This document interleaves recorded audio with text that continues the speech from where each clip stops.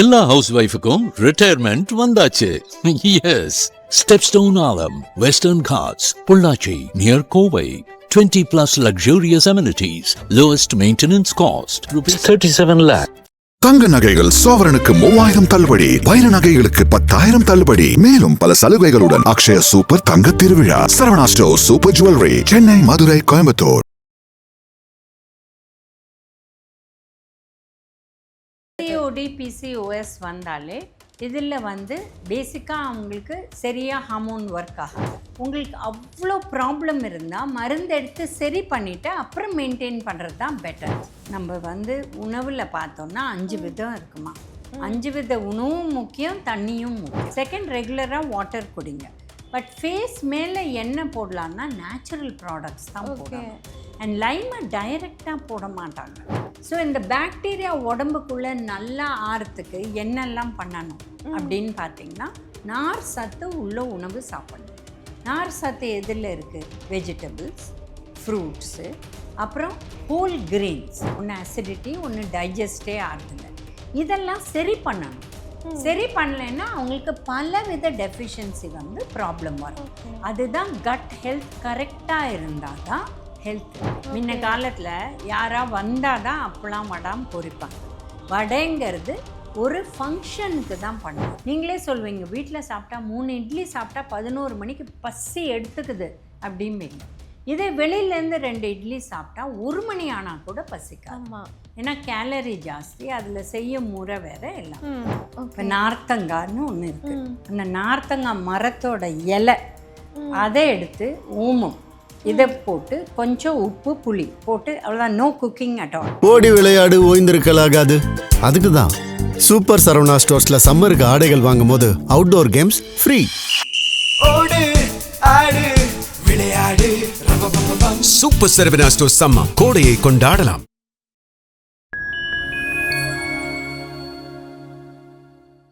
Okay ma'am, இப்போ நிறைய பொண்ணுங்களுக்கு இந்த பிசிஓடி பிசிஓஎஸ் இது எல்லாமே வந்துச்சு. இது இருக்கும்போது இதுக்கு தனியாக நம்ம ஒரு நியூட்ரிஷன் டயட் எடுத்துப்போம்.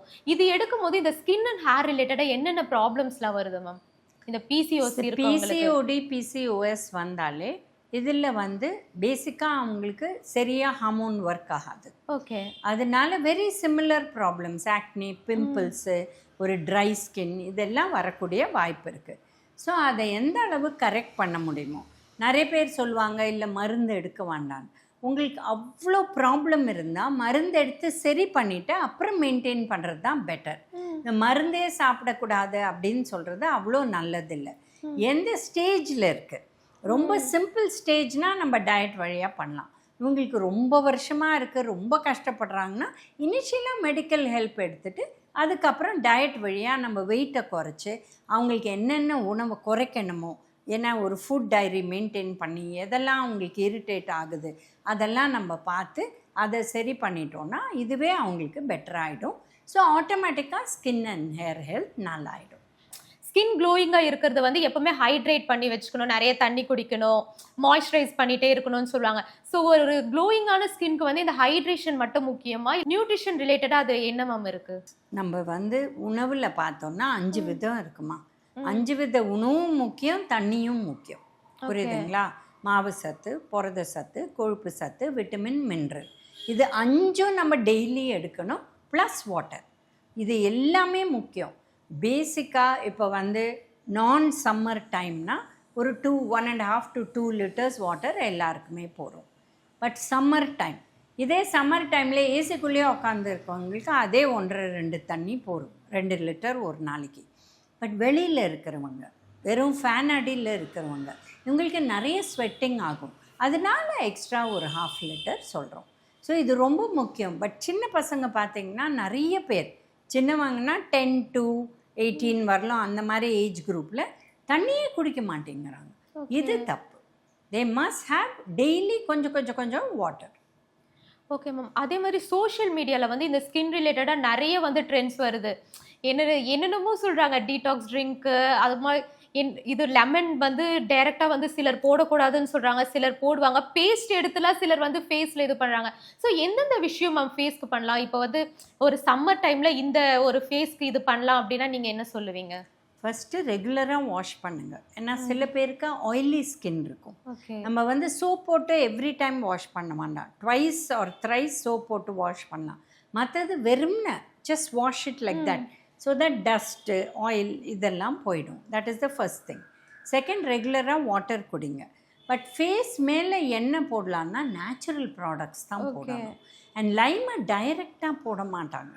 லைமை வந்து எதுலையா ஊற்றிட்டு, இப்போ வந்து நீங்கள் வந்து பூஷ்ணிக்காய் ஜூஸ் ஆர் சம்திங் அதில் கொஞ்சமாக லைம் போட்டுட்டு அதை தான் போடுவாங்களே வழிய டைரெக்டாக லைம் எடுத்து இப்படி தேய்ச்சி அந்த மாதிரி பண்ண. அது லைமில் வந்து சுகரை டிப் பண்ணி அது வந்து ஒரு இது மாதிரி போடுவாங்க மேம். அது வந்து ஹார்டான பார்ட்டிகல்ஸ் வந்து அது ஸ்கின்னை டேர் பண்ணாதா? டேர் பண்ணுறது விட இரிட்டேட் பண்ணிடும். தேவையே இல்லை. அண்ட் சுகர் போடவே வேண்டாம். ஏன்னா சுகர் போட்டால் அது ஆக்சுவலாக இன்ஃபெக்ஷன் க்ரியேட் பண்ணும். நீங்கள் சரியாக வாஷ் பண்ணலைன்னா உடனே கிருமிகள் வந்துடும். சுகர் வேண்டாம். அதுக்கு பதில் எக் ஒயிட்டு, வெந்தயம், இந்த மாதிரி விஷயங்கள். ஈவன் மில்க், யூனோ மில்கோட அந்த இது க்ரீம், இல்லை ப்ளெயின் மில்கை டைல்யூட் பண்ணி அதை கூட வாஷ் பண்ணலாம். இந்த மாதிரி பண்ணிங்கன்னா, ஏன்னா மில்க் இஸ் அ கொலாய்ட். கொலாய்ட்னா அதில் கொழுப்பு சத்தும் இருக்குது, புரத சத்தும் இருக்குது, தண்ணி சத்தும் இருக்குது.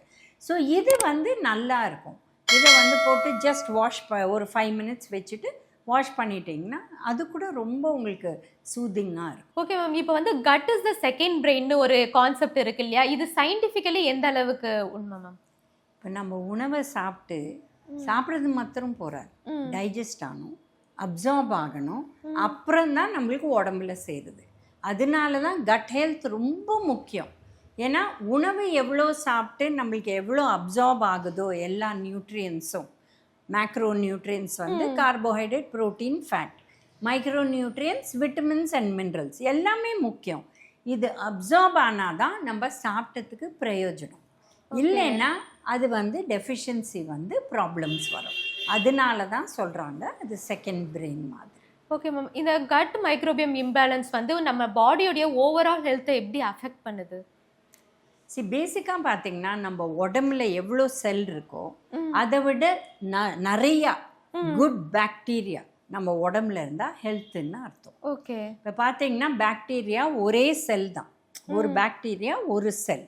ஸோ அதனால அந்த மாதிரி கணக்கு போடுறாங்க. ஸோ இந்த பாக்டீரியா உடம்புக்குள்ளே நல்லா ஆறத்துக்கு என்னெல்லாம் பண்ணணும் அப்படின்னு பார்த்தீங்கன்னா, நார் சத்து உள்ள உணவு சாப்பிடணும்.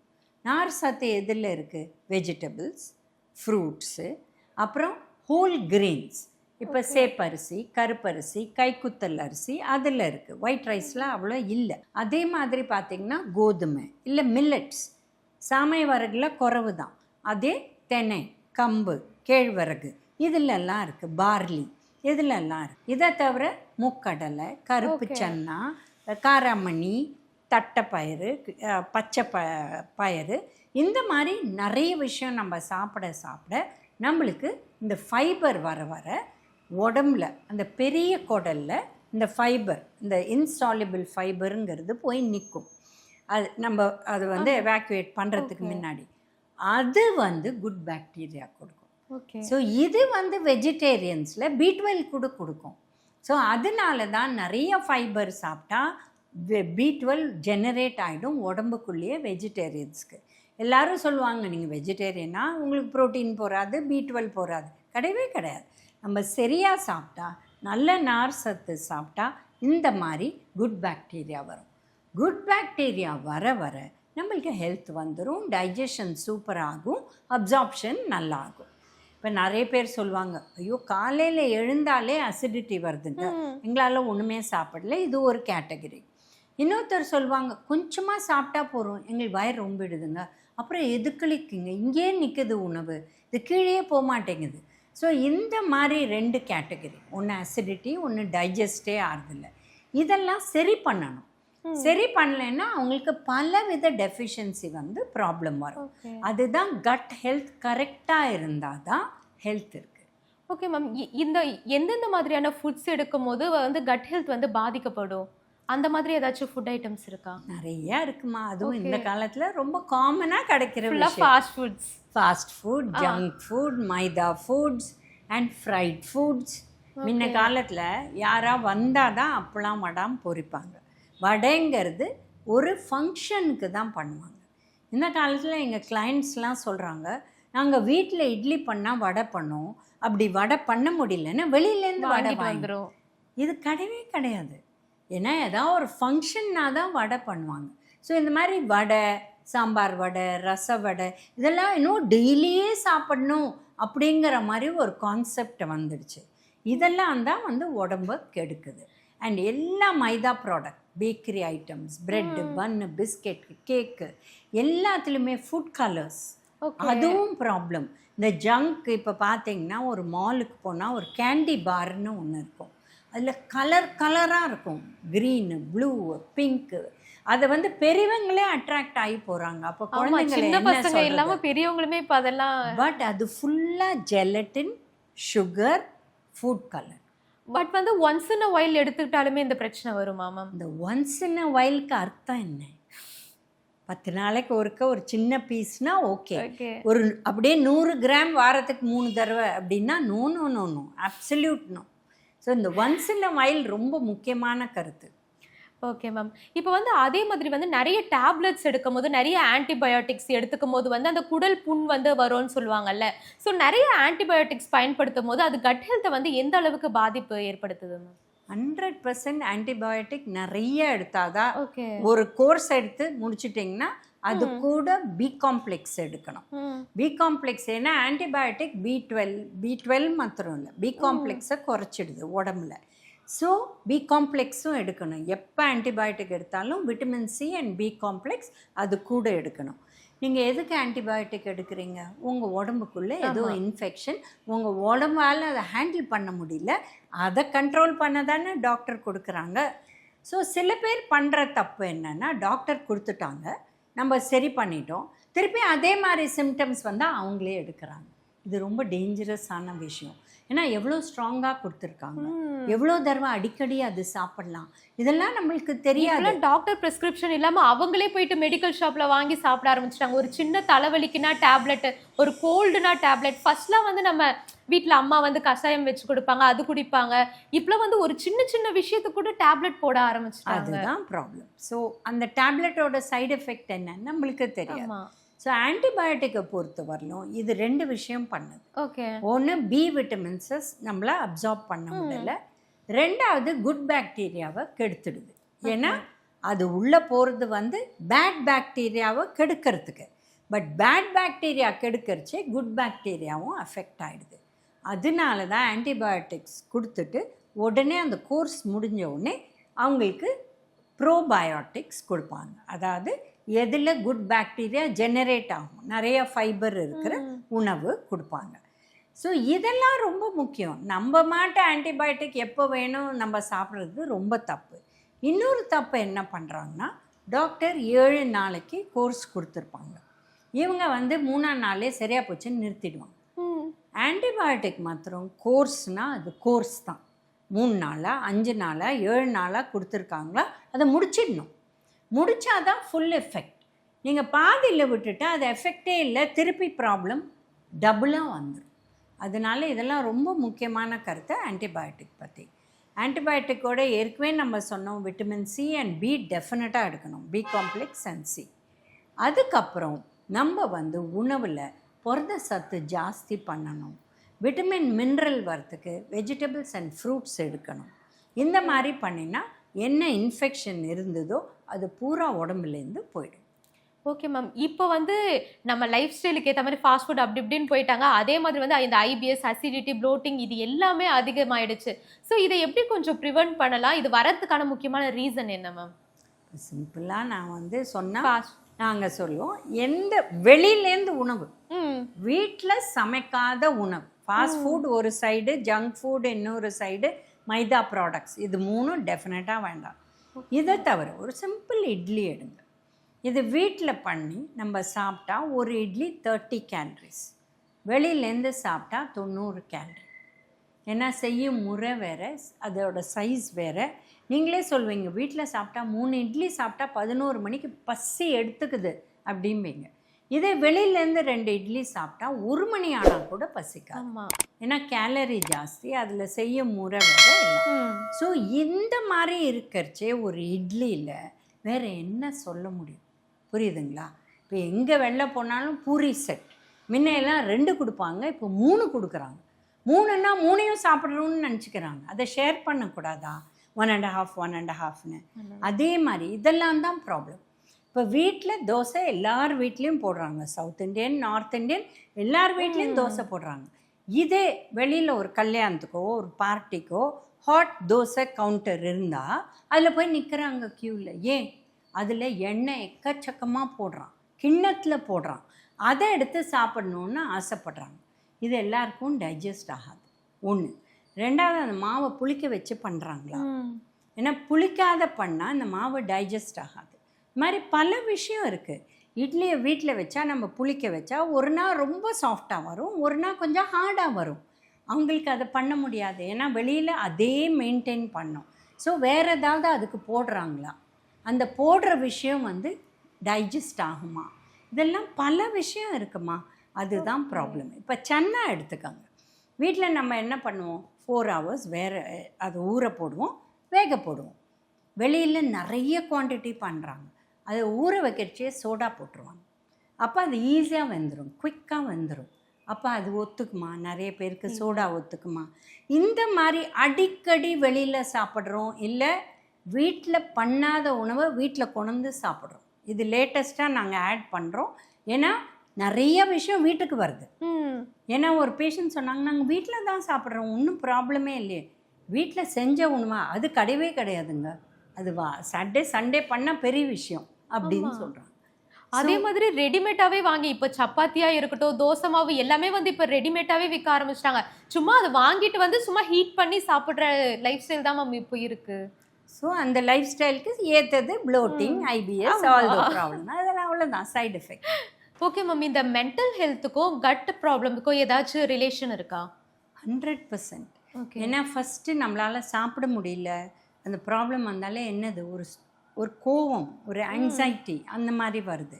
இல்லை அடுத்தது சோர்வு வருது, ஏன்னா நம்மளால் சாப்பிட முடியல. ஸோ இந்த மாதிரி ப்ராப்ளம்ஸ்லாம் இருக்கிறதுனால டெஃபினட்டாக related. Gut health and mental health are directly related. அப்பா ஒரு சூப்பர் சாப்பாடு சாப்பிட்டேன்ப்பா அப்படின்னு எவ்வளோ ஒரு சந்தோஷம் இல்லைங்களா? அது போயிடுற ஒன்றே. இல்லை சாப்பிட்றதுக்கே பயம், டைஜஸ்ட் ஆகுமா? இல்லை நம்ம வேலைக்கு போகிற இடத்துல, இல்லை ஒரு டிரைவ் போகிறோம், நம்ம எங்கே போவோம், பாத்ரூம் வந்துடுச்சுன்னா ப்ராப்ளம். இந்த மாதிரி ஒரு கவலையிலேயே இருக்காங்க, அதுதான் ப்ராப்ளம். ஸோ கட் ஹெல்த்துங்கிறது ஈஸியாக சரி பண்ணிடலாம். அது பியூட்டிஃபுல்லாக பண்ணிவிட்டு you live a proper life. Okay ma'am, இப்போ நம்ம இந்தியனுடைய ட்ரெடிஷ்னல் ஃபுட்ஸ்லாம் இருக்குல்ல, இது கட் ஹெல்த்துக்கு எந்த அளவுக்கு உதவுது? நிறைய இருக்குமா. இப்போ நார்த்தங்கான்னு ஒன்று இருக்குது. அந்த நார்த்தங்காய் மரத்தோட இலை, அதை எடுத்து ஓமம் இதை போட்டு கொஞ்சம் உப்பு புளி போட்டு, அவ்வளோதான், நோ குக்கிங் அட் ஆல். இதை அரைச்சி, இது பேர் வேப்பிலை கட்டி, ஆனால் பண்ணுறது நார்த்தங்காய் மரத்தோட இலையிலேருந்து, நார்த்த இலைன்னு சொல்லுவோம். பிரமாதமாக கேட்கும். இது அசிடிட்டி இருக்கக்கூடாது. பட் இந்த மாதிரி இங்கேயே நிற்குது சாப்பாடு, எங்களுக்கு டைஜஸ்டே ஆகலைன்னா, இது ஒரு 2 days கார்த்தால் அவங்க சாப்பிட்டுட்டாங்கன்னா வெறும் ஒரு பிஞ்சு தான் எடுக்கணும், நிறைய எடுக்கக்கூடாது. இல்லை ஓமத்தை வறுத்துட்டு தண்ணி கொதிக்க விட்டு அந்த தண்ணி, ஓமம் தண்ணி குடித்தா நல்லாயிருக்கும். ரொம்ப மைல்டாக கேஸ் ப்ராப்ளம் அந்த மாதிரி இருக்கிறவங்க ஜீரகத்தை இந்த மாதிரி கொதிக்க விட்டு ஜீரக தண்ணி எடுக்கலாம். இப்போ ரொம்ப ஜாஸ்தியாகிடுது, கேஸே அடைக்குது, அப்படியே ஹார்ட்டே வலிக்கிற மாதிரி இருக்குது. இப்போ வயிறு சரியா இல்லைன்னா ஹார்ட் அட்டாக்னு நிறைய பேர் நினச்சிப்பாங்க. ஏன்னா வயிறு இங்கே இருக்குது, ஹார்ட் இங்கே இருக்குது. ஆமாம். ஸோ அதனால இது அந்த டயஃப்ரமை மேலே தள்ளும் அந்த வயிறு. ஸோ இவங்களுக்கு ஹார்ட் ப்ராப்ளம் நினச்சிப்பாங்க. ஸோ அந்த மாதிரி கேஸ் ப்ராப்ளம் இருக்கிறதே இந்த ஜீரக தண்ணியை நல்லா கொதிக்க விட்டுட்டு ஒரு டம்ளர் எடுத்துக்கோங்க. 1/4 டீஸ்பூன் இல்லை 1 டீஸ்பூன் நெய் இல்லை பட்டர் அதில் போட்டு குடிச்சிருங்க. குடித்த உடனே உங்களுக்கு ஏப்பம் வரும், இது செட்டில் ஆகிடும். ஸோ இந்த மாதிரி சிம்பிள் ஐட்டம்ஸ் இருக்குது. இது பியூட்டிஃபுல்லாக உங்களுக்கு கட் ஹெல்த்துக்கு சரியாகும். அதனால் கவலையே படலாம்.